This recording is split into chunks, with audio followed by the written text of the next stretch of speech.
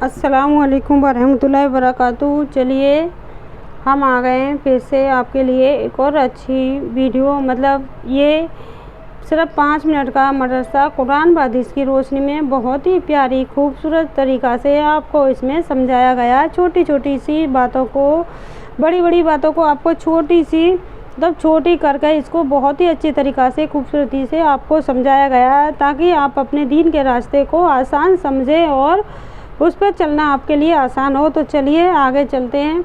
तो चलिए हम वीडियो की तरफ चलते हैं, तो आप खुद ही समझिएगा। चलिए चलते हैं। एक सुन्नत के बारे में खुशखबरी सुनकर दुआ पढ़ना, यानी आपको कोई खुशखबरी आपको मिलती है तो उसको सुनकर आपको दुआ पढ़नी चाहिए। तो चलिए सुनते हैं, यानी पढ़ते हैं। और आपको सुनना है, सिर्फ आपको पढ़ना नहीं है, आपको इसको सुनना है। वीडियो को आप खोल कर बैठ जाइए और आप कान में ईयरफोन लगाकर भी इसको सुन सकते हो, समझ सकते हो। ठीक है, आपकी आसानी ही के लिए ये। और हम आपको इसीलिए हमारा मकसद बस यही है, अगर आप एक भी इसको सुनकर सही रास्ते पर आ जाता है तो आप अपने परिवार के साथ साथ और पड़ोसियों को भी सही रास्ता दिखा सकते हो।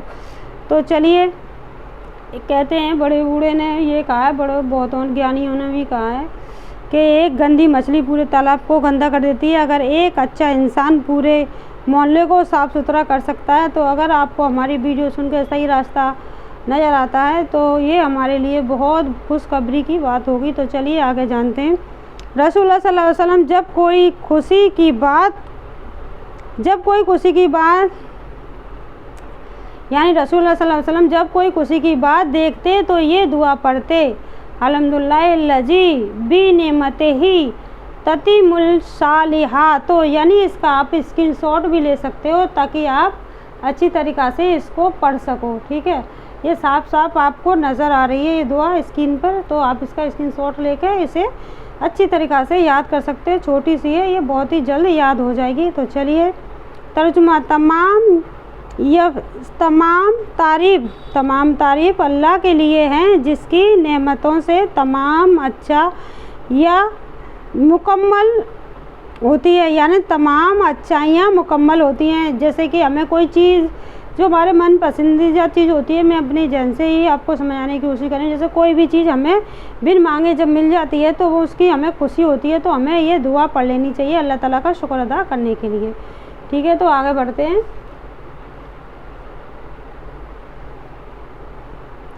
एक अहम अमल की फजीलत, जुमा के दिन सूरह कहफ पढ़ना। यानी बहुत से लोगों को इसके मालूमात है, और देखिए एक ही लाइन में बहुत ही खूबसूरती के साथ आप सल्लल्लाहु अलैहि वसल्लम ने ये सारी चीज़ें आपको बता दी हैं। वैसे तो सभी मुसलमान भाई बहनों को पता होता है जुमा के दिन सूरह कहफ पढ़ने का क्या मर्तबा होता है, फिर भी हम आपको इस किताब का मतलब इस हदीस का मतलब यही है कि आपको बड़ी खूबसूरती के साथ छोटे से शब्दों में समझा दिया गया है। तो चलिए, हजूर सल्लल्लाहु अलैहि वसल्लम ने फरमाया, जो शख्स जुमा के दिन सूरह कहफ पढ़ेगा उसके लिए एक जुमा से दूसरे जुमा के दरमियान एक नूर चमकता होगा। यानी सूरह कहफ की बहुत सारी फजीलत है, लेकिन हजूर सल्लल्लाहु अलैहि वसल्लम ने आपको एक ही शब्द में ये सारी फजीलतें बता दी हैं। क्योंकि अगर आप जुमा के दिन सूरह कहफ पढ़ते हो तो दूसरे जुमा तक, जुमा के दरमियान में मतलब चमकता रहेगा, एक जुमा से दूसरे जुमा तक चेहरा उसका चमकता रहेगा। रसूल सल्लल्लाहु अलैहि वसल्लम ने फरमाया, जो शख्स जुमा के दिन सूरह कहफ पढ़ेगा उसके लिए एक जुमा से दूसरे जुमा के दरमियान एक नूर चमकता होगा। मतलब एक नूर चमकता होगा, चेहरा नहीं नूर। तो चेहरे पे भी उसी तरह रौनक बनी रहती है। मतलब हम जुमा के दिन कुछ भी काम कर लें बड़ी खुशी होती है, और जुमा का दिन बहुत ही जल्दी निकल जाता है। लोग कहते हैं नहाने धोने में ही निकल गया, लेकिन नहीं, उस दिन हम लोग इबादत करते हैं ना, उसकी वजह से हमारा दिन जल्दी से गुजर जाता है। तो चलिए चलते हैं आगे। एक गुनाह के बारे में, अल्लाह की आयतों को ना मानना। चलिए ये नंबर 4, एक गुनाह के बारे में अल्लाह ताला की आयतों को ना मानना। ठीक है, चलिए आगे पढ़ते हैं। कुरान में अल्लाह ताला फरमाता है, हर उस जो झूठे गुनहगार के लिए बड़ी तबाही होगी जो अल्लाह की आयतों को सुनता है जब वो उसके सामने पढ़ी जाती हैं, यानी जब उसके सामने पढ़ी जाती है तो बड़ी गौर से सुनता है। चलिए फिर आगे जानते हैं। सामने पढ़ी जाती हैं तो फिर बड़ी वो तकब्बुर करता है, यानी पढ़ी जाती हैं फिर भी वो तकब्बुर करता हुआ अपने कुफर पर इसी तरह अड़ा रहता है गोया उसने उन आयतों को सुना ही नहीं। तो आप ऐसे शख्स को दर्दनाक अजाब की खबर सुना दीजिए, यानी ऐसे शख्स के लिए दर्दनाक अजाब होगा क्योंकि उसने हदीस सुनाई जा रही थी तब सुनी और अपने ही उसमें फंसा रहा, मतलब तकब्बुर में फंसा रहा कि ये सब बेकार की चीज़ें हैं। और चलिए आगे समझते हैं। तो कुफर में इसी तरह अड़ा रहता है गोया इसने उस आयतों को सुना ही नहीं, मतलब अपनी बुराई में इसी तरह फंसा रहता है जैसे गोया उसने इन आयतों को सुना ही नहीं। तो जब आप हदीस की बात सुनते हो तो उस पर अमल किया करो ताकि आपको सही रास्ता चुनने में आसानी हो, और जो आपके अंदर जो शैतान है जो आपको बहका रहा है उसको अपने अंदर ना बसने दें। तो चलिए आगे बढ़ते हैं। दुनिया के बारे में, दुनिया के बारे में जो कुछ खर्च करना दुनिया ही में कर लो, यानी जो अभी हम आगे वीडियो में बता चुके हैं, जो कुछ भी करना है आपको दुनिया में ही करने का मौका है, मरने के बाद आपके पास कुछ भी नहीं है। तो चलिए ये भी देखिए आपको कितनी छोटी सी चीज़ ही, मतलब छोटी सी 2 लाइनों में आपको अच्छी तरीक़े से समझ में आ जाएगा। तो चलिए बने रहिएगा वीडियो में। चलिए चलते हैं आगे। कुरान में अल्लाह ताला फरमाता है हमने तुमको जो कुछ दिया है उसमें से खर्च करो उससे पहले कि तुम में से किसी को मौत आ जाए और फिर मौत को देखकर कहने लगे कि हे मेरे रब तू मुझको और थोड़े दिनों की मोहलत क्यों न दी ताकि खूब खर्च करके नेक लोगों में शामिल हो जाता। यानी फिर अल्लाह ताला से आप मौत आ जाए तो फिर अल्लाह ताला से आप कहोगे अल्लाह ताला मुझे थोड़ी सी मोहलत और दे देते तो मैं भी खूब खर्च करके अच्छे लोगों में शामिल हो जाता। तो इसीलिए ये दीन की बातें आपको बताई जाती हैं ताकि आप अल्लाह ताला से ये सवाल ना करें, क्योंकि अल्लाह ताला ने आपके लिए ये आप सल्लल्लाहु अलैहि वसल्लम को इसीलिए भेजा था, पैगम्बर रसूलों को, क्योंकि आपको ये सारी चीज़ें पता चल जाए। पता तो तभी चलेगा ना, आप दीन की बातें सुनोगे उस पर अमल करोगे। ठीक है आगे चलते हैं। नंबर 8 आखिरत के बारे में। जहन्नुम को कैद करके पेश किया जाएगा, जहन्नुम को कैद कर पेश किया जाएगा। रसूलुल्लाह सल्लल्लाहु अलैहि वसल्लम ने फरमाया जहन्नुम को क़यामत के रोज़ 70,000 लगामों के साथ लाया जाएगा और हर लगाम के साथ 70,000 फरिश्ते होंगे जो जहन्नुम को घसीट कर लाएंगे।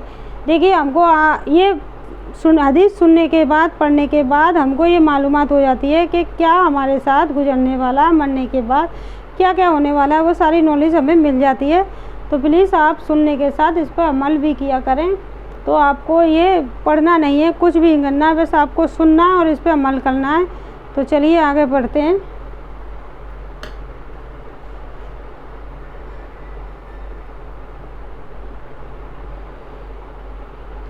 तब भी नबी से इलाज, गाय के दूध का फ़ायदा, यानी गाय के दूध का फ़ायदा।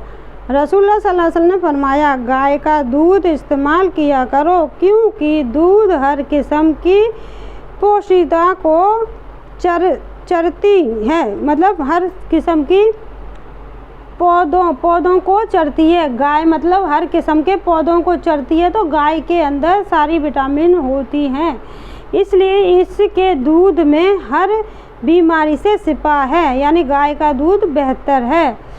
तो मतलब हर किस्म के पौधों को गाय खाती है तो उसमें बीमारी सच्चे सिपाह हैं।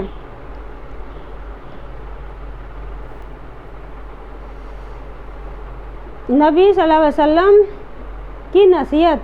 रसूल सल्लल्लाहु अलैहि वसल्लम ने फरमाया, अपने मेहमान के साथ खाओ क्योंकि वो तुम तन्हा खाने में शर्म महसूस करता है। यानी जब भी आपके घर कोई मेहमान आए तो आप उसके साथ खाओ जब तक वो खाना ख़त्म न कर ले, तब मेहमान उठ जाए उसके बाद आप दस्तरखान से उठें। अगर आप पहले उठ जाते हैं तो मेहमान शर्म की वजह से भूखा ही उठ जाता है। तो चलिए सिर्फ 5 मिनट का मदरसा कुरान व हदीस की रोशनी में। इस्लामी तारीख़ यानी इस्लामी तारीख़। हज़रत इसहाक़ अलैहिस्सलाम की पैदाइश। हज़रत इसहाक़ अलैहिस्सलाम की पैदाइश के बारे में जानते हैं। चलिए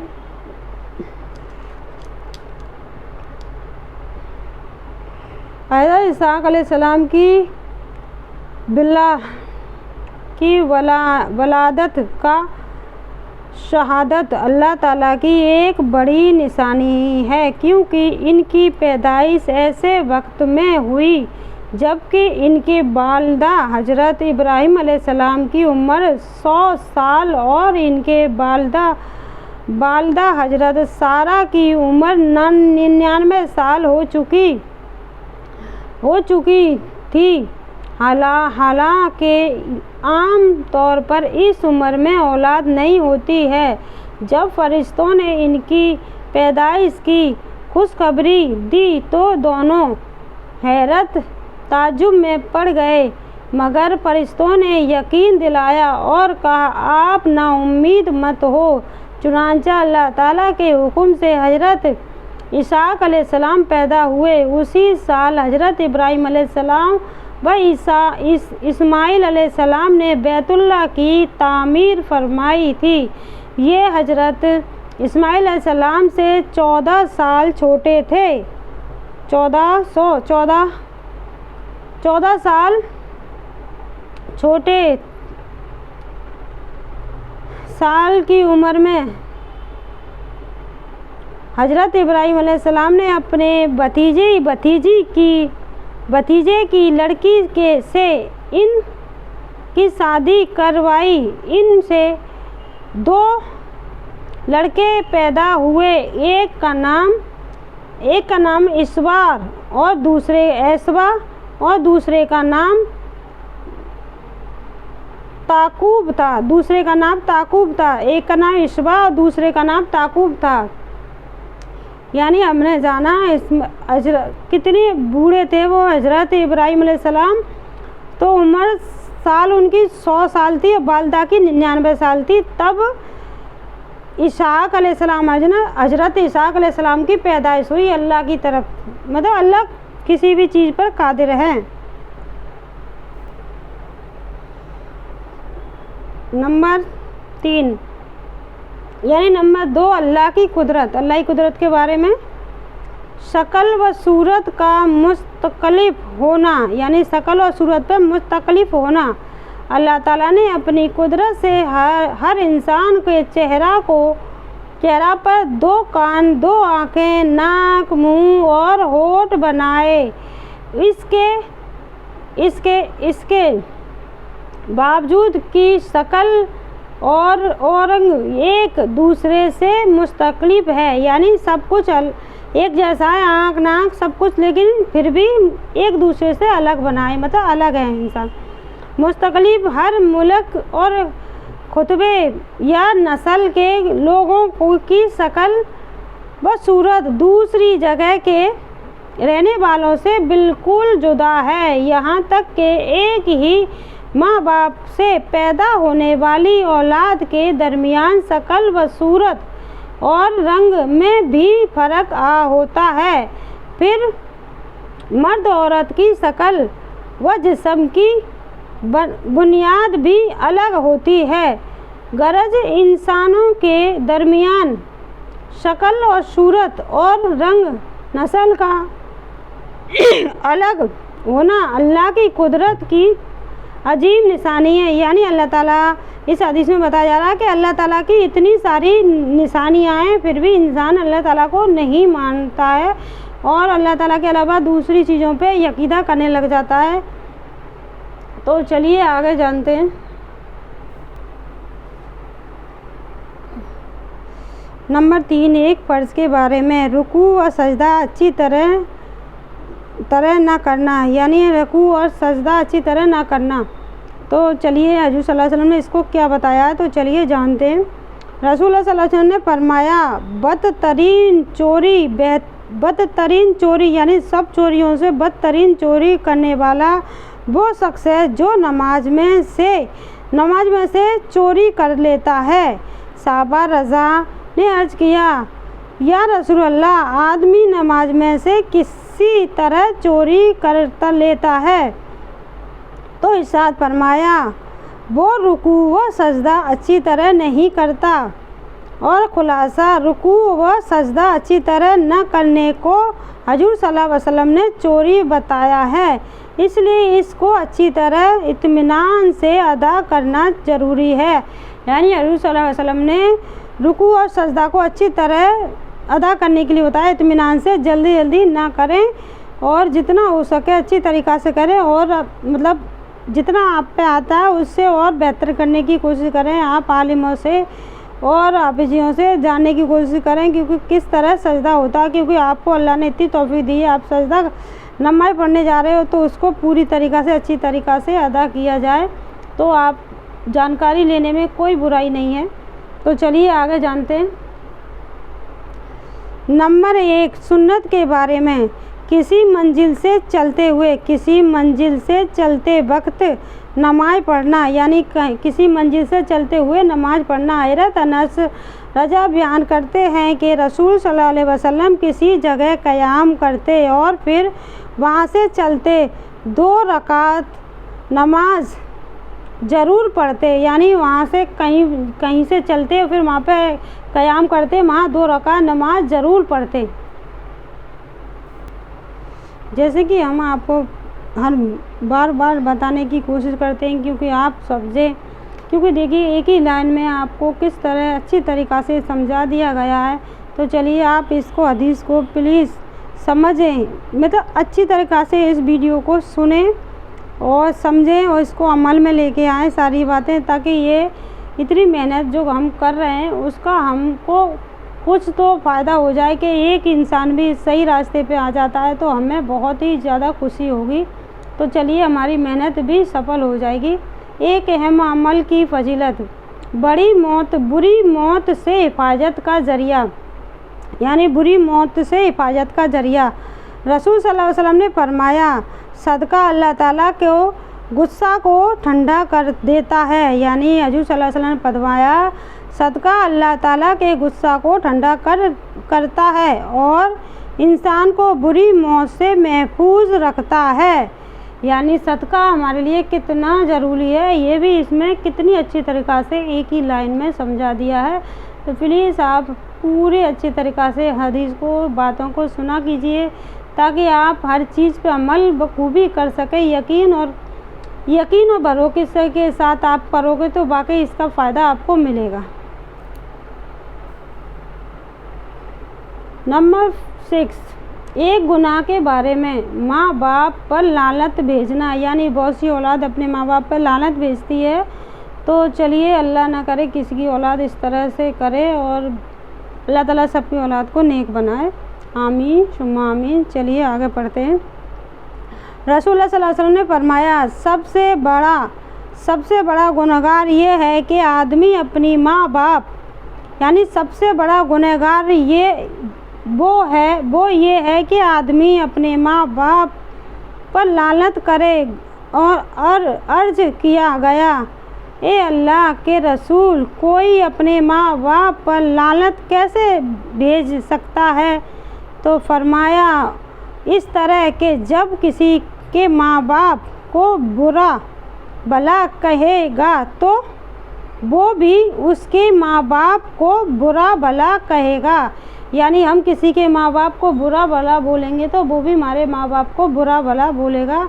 तो इससे मालूमात होती है, हदीस से बहुत सी चीज़ें जानकारी आ जाती हैं। हम भी बहुत सी चीज़ों को इसको पढ़ने के बाद समझ में आ रही है, क्योंकि जब तक हम इस चीज़ों पे अमल नहीं करते हैं, अगर हमें इसको पढ़े हुए हैं और पढ़ने के बाद इस पे अमल ना करें तो इसका कोई फ़ायदा नहीं है। तो इसलिए और बहुत से मतलब पढ़कर हम छोड़ देते हैं, पढ़ा है हमने, हमें सब जानकारी है, लेकिन अमल ना करें तो ये चीज़ सब बेकार है। तो इस पे अमल किया करें ताकि इसका फ़ायदा हर किसी को मिले, क्योंकि हम किसी के माँ बाप को बुरा कहेंगे तो वो हमारे माँ बाप को भी बुरा कहेगा, तो इसका मतलब माँ बाप पर लालच भेजना है। चलिए आगे समझ लेते हैं, क्योंकि इसके पढ़ने के बाद जो खुशी मिलती है, जो समझ मिलती है और मतलब सुकून सा मिल जाता है कि अल्लाह ताला इतनी अच्छी तरीक़ा से इसमें समझा दिया गया है। छोटी छोटी बातों से बहुत सी चीज़ें समझ में आ जाती हैं और पढ़ने के समझने के बाद बहुत ही ज़्यादा खुशी होती है। हम अपने आप में सुधरने की भी कोशिश करते हैं कि अल्लाह ताला हमने इतने सारे गुनाह किए, उसके लिए हमें माफ़ी मांगते हैं, क्योंकि अभी हमारे पास टाइम है, मरने के बाद कोई टाइम नहीं होता है। तो चलिए, जो कि हम पढ़ चुके हैं, आगे गुजर चुका है वो किस्सा, तो चलिए आगे चलते हैं। दुनिया के बारे में, आदमी का दुनिया में कितना हक है, आदमी का दुनिया में कितना हक है। रसूल सल्लल्लाहु अलैहि वसल्लम ने फरमाया,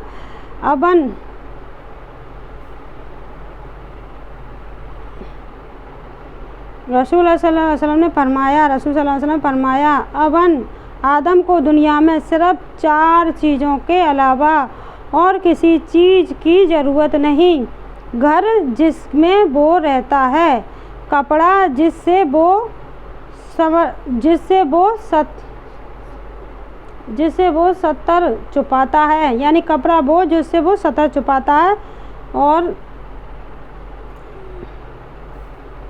सिर्फ 4 चीज़ों की ज़रूरत है। हज़रत सल्लल्लाहु अलैहि वसल्लम ने बताया, खुशक, रोटी और पानी, यानी सिर्फ दुनिया में हमें 4 चीज़ की ज़रूरत है। मतलब कि ज़्यादा हमें घर जिसमें हम रहते हैं, कपड़ा जिससे हमारा तन छुपता है, और खुशक, रोटी और पानी। अल्लाह ने हमें इतनी अच्छी चीज़ अता की है, अल्लाह ताला बहुत बहुत शुक्र है, क्योंकि पढ़ने के बाद हमें अपनी गलतियों का एहसास होता है, क्योंकि हम अल्लाह ताला से क्या मांग रहे हैं, अल्लाह ताला ने हमें किस चीज़ से नमाज दिया है, फिर भी हम अल्लाह ताला से शिकायत करते रहते हैं। तो इसलिए वक्त रहते अगर हम इन चीज़ों को समझ लेते हैं तो हम अपनी तौबा भी कर लेते हैं, क्योंकि ये चीज़ें समझने के लिए हदीस को पढ़ना, यानी हदीस की बातों को जानना, फिर नबी की बातों को सुनना बहुत ज़रूरी है, ताकि हम जो भटक गए हैं तो हम सही रास्ते पे आ सकें। तो चलिए, अल्लाह का बहुत बहुत शुक्र है, इतनी नेमतों से हमें नवाजा अल्लाह ताला ने। तो चलिए आगे बढ़ते हैं। नंबर 8, आखिरत के बारे में, अहल जहन्नुम पर दर्दनाक अज़ाब, अहल जहन्नुम पर दर्दनाक अज़ाब। कुरान में अल्लाह ताला फरमाता है, बेशक जकूम का दरख्त, यानी बेशक जकूम का दरख्त बड़े मुजरिम का ठिकाना होगा, जो तिल की तलचीड़ जैसा होगा। तीड़ का पेड़ होता है ना, वो मतलब जैसा होगा, वो पेट में तेज गर्मी पानी की तरह खौलता होगा, यानी जैसा तेज पानी जो खोलता है हड्डी में, उस तरह खोलता होगा। किया जाएगा उस गुनहगार को पकड़ कर लो और खींचते हुए दोजख के बीच में बीच में ले जाएंगे। फिर उसके सर पर तकलीफ देने वाला खौलता हुआ पानी डलवाओ। फिर कहा जाएगा, अजाब का मज़ा चखा तो अब अपने आप को बड़ी इज्जत व शान वाला समझता था। मतलब तूने अजाब का मतलब मज़ा चखा, जो तू दुनिया में अपने आप को बड़ी इज्जत और बड़ी शान वाला समझता था। यही वो अजाब है जिसके बारे में तुम शक किया करते थे, यानी हम तुमसे जिक्र किया करते थे, जहन्नुम में ये अजाब मिलेगा। तो मतलब कि हमें ये हदीस की छोटी छोटी सी बातों से ही बहुत सी चीज़ें समझ में आ जाती है। जब हम ये पढ़ते हैं तो अपने ऐसे रोंगटे से खड़े हो जाते हैं कि ऐसा लगता है अल्लाह ताला हम अपनी ज़िंदगी जो गुजर चुकी है उसमें हम इतनी सारी गलतियाँ कर चुके हैं कि आगे के लिए हम अपने आप को सुधार लें, तभी सुधार पाएंगे ना, तब हमें ये सारी चीज़ें जानेंगे। और जानने के लिए हमें हदीस खोलनी पड़ती है, पढ़नी पड़ती है, समझनी पड़ती है। तो चलिए समझते हैं आगे। तब्बी नबी से इलाज, हलीका से हर बीमारी, हलीका से